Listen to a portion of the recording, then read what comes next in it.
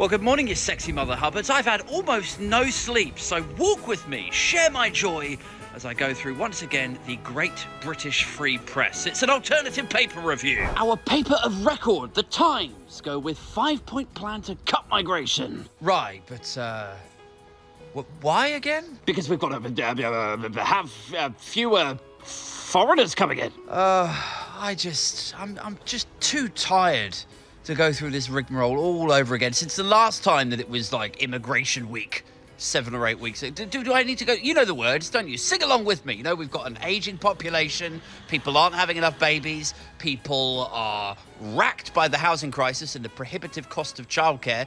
Babies are basically an opulent luxury right now. We should be welcoming immigrants in with open arms to service the NHS and social care and retail industries. But no, you'll be delighted to hear that solely because of Rishi Sunak's ego and the fact he doesn't want to be humiliated at the next GE, or before if some Tory MPs started defecting to reform, does any of this sound a bit 2015 to you? We are now comfortably in a scenario where we're looking at turning off the tap for immigrants, no matter the cost to the economy. And it will damage the economy, you know, because you won't be able to hire foreigners to do it, so you have to hire local, and local or British people won't do these jobs, so you have to double the minimum wage, which means it'll cost more to run the NHS and social care, and they already don't have enough money to run those services, so yeah, I'm sure that won't result in shuttered hospitals. In fact, do you know what's funny? Here's what's going to happen. They're going to make it so hard to bring over social care staff and nurses from overseas, so then there's going to be fewer staff members on the ward, which means when your gran or grandpa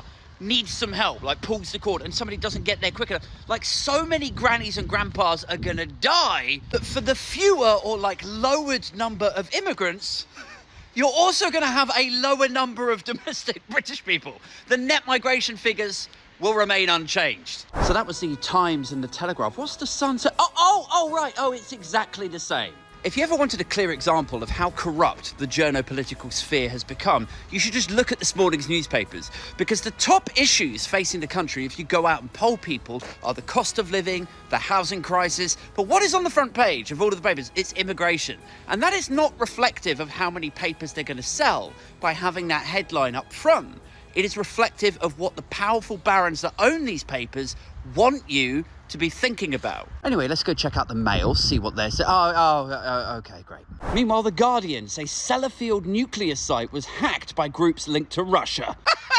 Which is just perfect.